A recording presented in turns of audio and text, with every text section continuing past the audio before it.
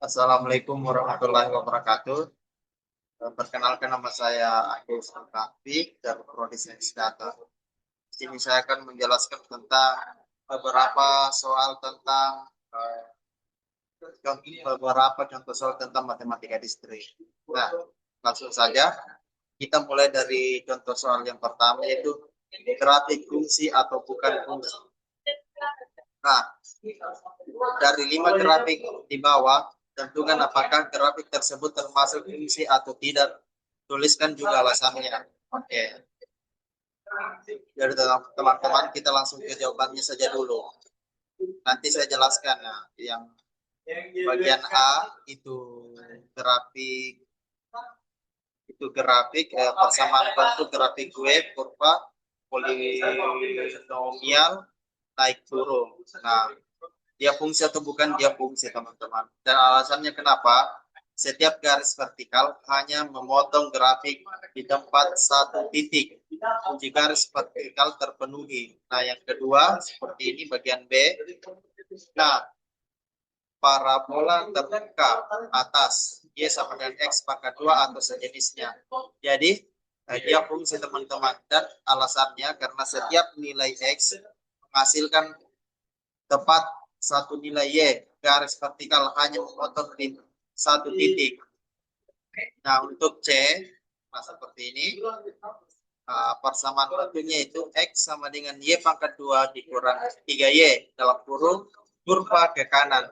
Dia bukan fungsi, teman-teman, karena alasannya persamaan X sama dengan Y pangkat 2 dikurang 3Y menyatakan X sebagai fungsi Y, bukan Y sebagai fungsi X. Untuk satu nilai X tertentu, terdapat 2 nilai Y yang memenuhi. Garis vertikal memotong garis 2 di 2 titik. D. Grafik kurva nilai mutlak Y sama dengan X. Dia fungsi, teman-teman. Alasannya meskipun bentuk V, setiap nilai X menghasilkan tepat satu nilai Y, garis vertikal hanya memotong di satu titik.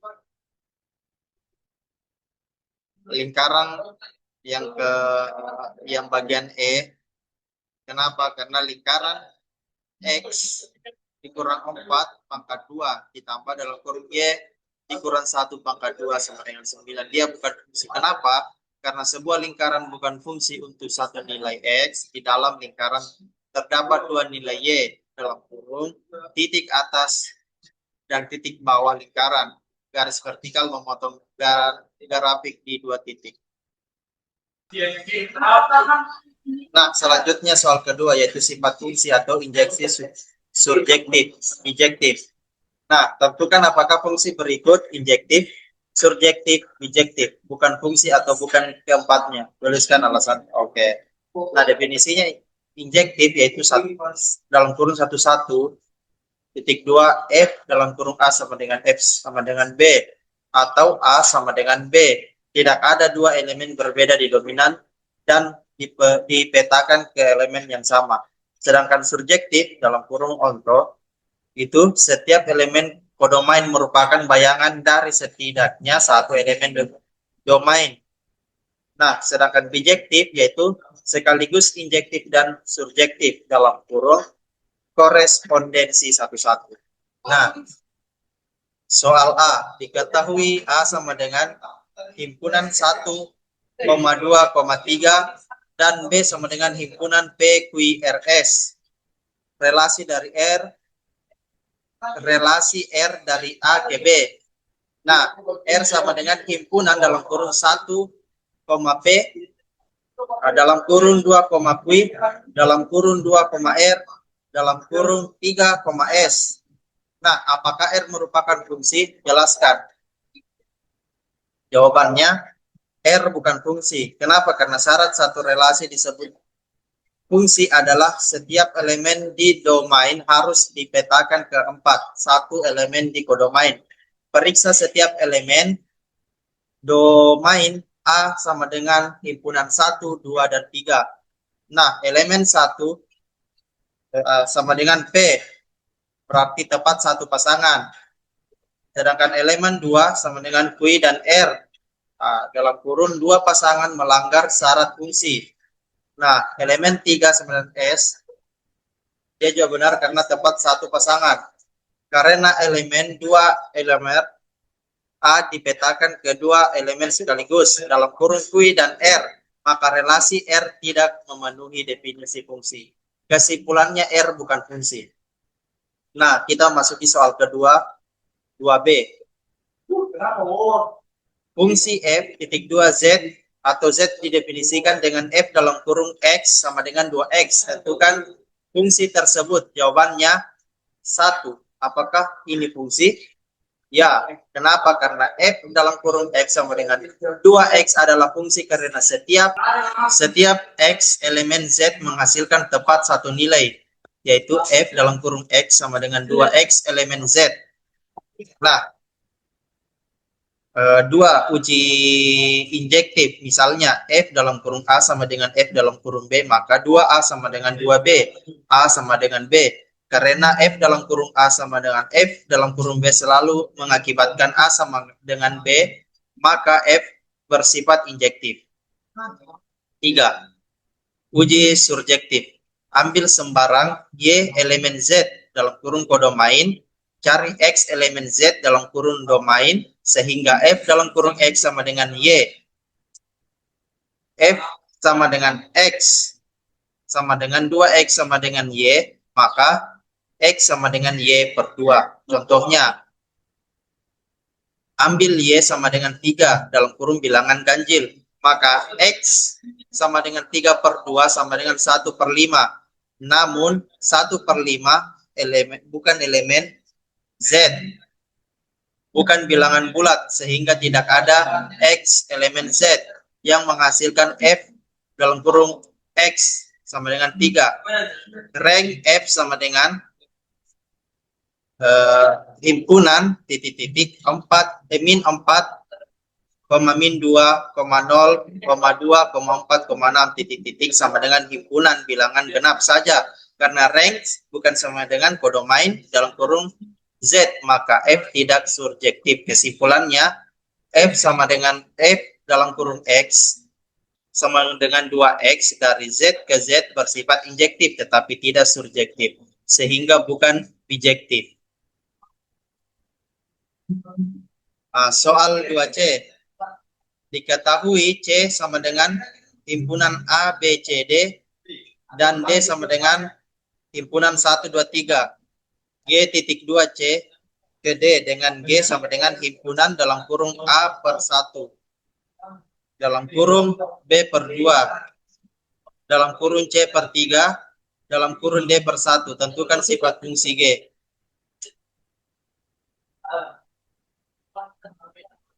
Jawabannya 1. Apakah G adalah fungsi? Nah, setiap elemen C sama dengan himpunan A, B, C, D dipetakan ke tepat satu elemen di D. Ya, G adalah fungsi. 2. Uji injektif. Periksa apakah ada dua elemen berbeda di C yang dipetakan ke elemen yang sama di D. G dalam kurung A sama dengan 1 dan G dalam kurung D sama dengan 1. A bukan D, tidak sama dengan G. G dalam kurung A sama dengan G dalam kurung D sama dengan 1. Hasilnya tidak. Karena dua elemen berbeda dalam kurung A dan D dipetakan ke elemen yang sama, yaitu dalam kurung 1, maka G tidak injektif. Nah, uji surjektifnya, petakan apakah semua elemen D dalam kurung himpunan 1, 2, 3 merupakan bayangan dari elemen di C. 1 sama dengan G dalam kurung A sama dengan G dalam kurung D, yaitu benar karena 1 terjangkau, 2 sama dengan G dalam kurung B, benar karena 2 terjangkau. G sama dengan 3 sama dengan G dalam kurung C, benar karena 3 terjangkau. Semua elemen di D memiliki pasangan di C, maka G bersifat subjektif. Kesimpulannya, G bersifat subjektif tetapi tidak injektif, sehingga bukan bijektif. Dalam kurung fungsi G termasuk fungsi subjektif saja beronto. Nah, selanjutnya soal ketiga, buktikan dengan induksi matematika. Soal 3A, buktikan bahwa 3 pangkat 2N tambah 2 pangkat dalam kurung 2N tambah 2 habis dibagi 5 untuk setiap N bilangan bulat positif. Jawabannya langkah 1 atau basis induksi dalam kurung N sama dengan 1. Nah, 3 pangkat dalam kurung 2 kali 1 ditambah 2 pangkat dalam kurung 2 dikali 1 ditambah 1 sama dengan 3 pangkat 2 ditambah 2 pangkat 4 sama dengan 9 ditambah 16 sama dengan 25. Maka 25 sama dengan 5 kali 5 yaitu 25 habis dibagi 5. Benar. Langkah 2. Asumsi induksi dalam kurung hipotensi induksi. Misalkan untuk N sama dengan K, pernyataan benar yaitu 3 dalam kurung 2K ditambah 2 dalam kurung 2K ditambah 2 sama dengan 5M untuk suatu M elemen Z. Langkah 3. Langkah induksi dalam kurung N sama dengan K tambah 1. Perlu dibuktikan 3 dalam kurung 2 dalam kurung K tambah 1 ditambah 2 dalam kurung 2 dalam kurung K tambah 1 ditambah 2 habis dibagi 5. Nah, 3 dalam kurung 2K ditambah 2 tambah 2 dalam kurung 2K tambah 4, maka sama dengan 3 pangkat 2 dikali 3 dalam kurung 2K ditambah 2 kali 2 2 pangkat 2 ditambah 2 dalam kurung 2K tambah 2. Nah, seperti ini teman-teman. Nah, kita lihat saja, maka karena kita langsung saja karena 4M ditambah 3 dalam kurung 2K elemen Z, maka 3 dalam kurung K tambah 1 tambah 2 dalam kurung 2 dalam kurung K tambah 1 tambah 2 habis dibagi 5. Kesimpulannya terbukti dengan induksi matematika bahwa 3 dalam kurung N ditambah 2 dalam kurung N tambah 2 habis dibagi untuk semua N elemen Z. Nah, selanjutnya kita memasuki soal 3B. Buktikan bahwa untuk setiap bilangan bulat N lebih besar dari 3 berlaku 2N tambah 1. Lebih kecil 2 pangkat N. Jawabannya langkah 1. Basis induksi.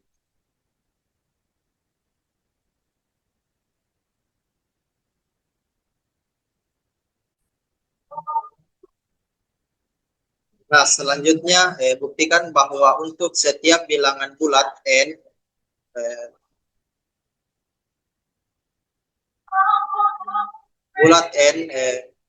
selanjutnya soal 3B, buktikan bahwa untuk setiap bilangan bulat N lebih besar dari 3 berlaku 2N tambah 1. Lebih kecil 2 pangkat N. Jawaban langkah 1. Basis induksi dalam kurung N sama dengan 3. Nah, ruang kiri 2 dalam kurung 3 ditambah 1 sama dengan 7. Ruas kanan 2 pangkat 3 sama dengan 8. Maka 7 lebih kecil dari 8. Nah, basis terpenuhi. Langkah kedua, asumsi induksi dalam kurung hipotensi induksi. Asumsikan untuk N sama dengan K dalam kurung lebih besar dari 3. Pernyataan benar. 2K tambah 1 lebih kecil 2K. Langkah 3. Langkah induksi dalam kurung N sama dengan K tambah 1. Perlu dibuktikan 2 dalam kurung K tambah 1 tambah 1 lebih kecil 2 dalam kurung K tambah 1. Ruas kiri 2 dalam kurung K tambah 1 tambah 1 sama dengan 2K tambah 2 tambah 1 sama dengan 2K tambah 1 tambah 2. Dari hipotensi induksi 2K tambah 1 lebih kecil 2 pangkat K, maka 2K tambah 1 ditambah 2 lebih kecil 2K ditambah 2. Karena K lebih besar dari 3, maka 2K lebih besar dari 8 lebih besar 2, sehingga 2 lebih kecil 2 pangkat K, maka 2 lebih kecil dari 2K. 2 pangkat K ditambah 2 lebih kecil dari 2 pangkat K ditambah 2 pangkat K. Maka 2 kali 2 pangkat K sama dengan 2 pangkat dalam kurung K tambah 1. Sehingga 2 dalam kurung K tambah 1 ditambah 1 lebih kecil 2 pangkat K ditambah 2 lebih kecil dari 2 pangkat dalam kurung K tambah 1. Jadi 2 dalam kurung K tambah 1 ditambah 1 lebih kecil 2 pangkat K tambah 1. Kesimpulannya terbukti dengan induksi matematika bahwa 2N tambah 1 lebih kecil 2N untuk semua N lebih besar dari 3. Soal 3C. Buktikan bahwa jumlah pangkat 3 dari 3 bilangan bulat positif berurutan selalu dibagi 9. Jawaban. Langkah 1. Basis induksi dalam kurung sama dengan 1. 3 bilangan berurutan mulai N sama dengan 1, yaitu 1, 2, 3. 1 pangkat 3 ditambah 2 pangkat 3 ditambah 3 pangkat 3 sama dengan 1 tambah 8 ditambah 2, 7 sama dengan 36. 36 sama dengan 9 kali 4, maka 36 habis dibagi 9. Langkah kedua, pernyataan 3 bilangan bulat positif berurutan dapat ditulis sebagai N, N tambah 1, N tambah 2. Jumlah kubusnya sama dengan S sama dalam kurung N pangkat 3 ditambah N tambah 1 pangkat 3 ditambah N pangkat 2 N tambah 2 pangkat 3. Langkah 3, penjabaran aljabar. Jabarkan. Oke. Dalam kurung N tambah 1 pangkat 3 dan N tambah 2 pangkat 3, yaitu dalam kurung N tambah 1 pangkat 3 sama dengan N pangkat 3 ditambah 3N pangkat 2 ditambah 3N tambah 1. Nah, N tambah 2 pangkat 3 sama dengan N pangkat 3 tambah 6N pangkat 2 ditambah 12N tambah 8. Maka S dalam kurung N sama dengan N pangkat 3 tambah dalam kurung N pangkat 3 ditambah 3N pangkat 2 ditambah 3N ditambah 1 ditambah dalam kurung N pangkat 3 ditambah 6N pangkat 2 ditambah 12N ditambah 8. Maka 3N pangkat 3 ditambah 9N pangkat 2 ditambah 15N tambah 9.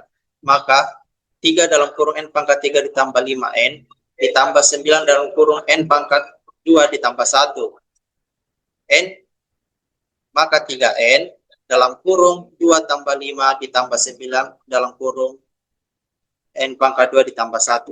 Nah, langkah keempatnya itu buktikan 9 3N dalam kurung 2 pangkat 2 ditambah 5. Perlu 3. N dalam kurung N pangkat 2 ditambah 5. Kita periksa 3 kemungkinan nilai N modulo 3. Kasus 1.2N sama dengan 0. Nah, kita teman-teman lihat saja ini cara pengerjaannya. Nah, dari ketiga kasus 3 dalam kurung N pangkat 2 ditambah 5 selalu benar, maka 3N dalam kurung N pangkat 2 tambah 5 habis dibagi 9 dan 9 dalam kurung N pangkat 2 tambah 1 jelaskan berbagai dibagi 9. Sehingga S dalam kurung N sama dengan 3N dalam kurung N pangkat 2 ditambah 5 ditambah 9 dalam kurung N pangkat 2 ditambah 1 habis dibagi 9. Kesimpulannya terbukti bahwa jumlah kubus dari 3 bilangan bulat positif berurutan selalu habis dibagi 9.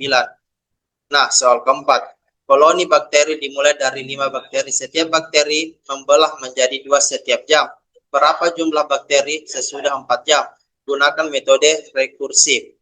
Jawabannya, definisi rekursi misalkan B dalam kurung N sama dengan jumlah bakteri setelah N jam sama dengan maka B dalam kurung 0 sama dengan 5, yaitu kondisi awal atau basis. Sedangkan B dalam kurung N sama dengan 2 dikali B dalam kurung N dikurang 1 untuk N lebih besar dari 1.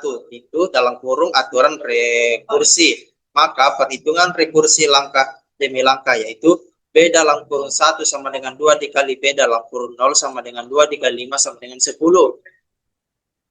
Nah, bisa lihat kalian, teman-teman kalian lihat ini hasilnya. Maka verifikasi dengan rumus eksplisit B sama dengan N sama dengan 5 dikali 2N dalam kurung 4 sama dengan 5 dikali 24 sama dengan 5 dikali 16 sama dengan 80. Nah, jawabannya jumlah bakteri setiap 4 jam sama dengan 80 bakteri. Nah, selanjutnya ke soal terakhir, yaitu soal kelima. Persamaan linear Diophantus dalam kurung algoritma Euclid diperluas. Nah, tentukan X dan Y bilangan bulat yang memenuhi persamaan 312X ditambah 70, Y sama dengan 2. Lalu hitunglah nilai dari Y mod X. Jawaban, langkah 1, algoritma Euclid untuk GCD dalam kurung 312,70. Nah, 312 sama dengan 4 dikali 70 ditambah 32.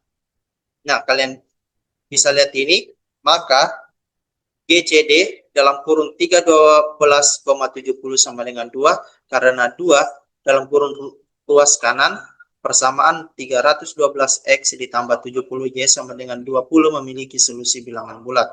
Nah, langkah keduanya yaitu substitusikan bilangan dalam kurung extend dari baris ketiga.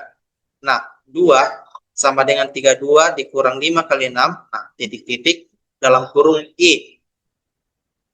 Nah, dari baris kedua, yaitu 6 sama dengan 70 dikurang 2 dikali 32, yaitu substitusi. Nah, kalian teman-teman di sini dari baris ke baris, nah, lihat dari baris ketiga, kedua, dan baris ke-1, jadi solusi X sama dengan 11 dan Y sama dengan min 49. Jadi perifikasi 312 dikali 11 ditambah 70 dikali dalam kurung min 49 sama dengan 3432 dikurang 3430 sama dengan 2. Jadi nah, langsung kita hitung lagi di langkah ketiga. Dengan itu hitung Y mod X. Y sama dengan min 49 dan X sama dengan 11. Untuk bilangan negatif gunakan definisi modulo. A modul M sama dengan A dikurang M dikali L A per M. Dalam kurung di mana adalah for lantai. Nah, bisa teman-teman lihat, ini cara pengerjaannya. Jadi jawaban akhirnya yaitu Y mod X sama dengan min 49 mod 11 sama dengan 6. Nah, itu saja penjelasan saya tentang beberapa contoh soal matematika distrik. Apabila ada kesalahan kata, mohon dimaafkan. Wassalamualaikum warahmatullahi wabarakatuh.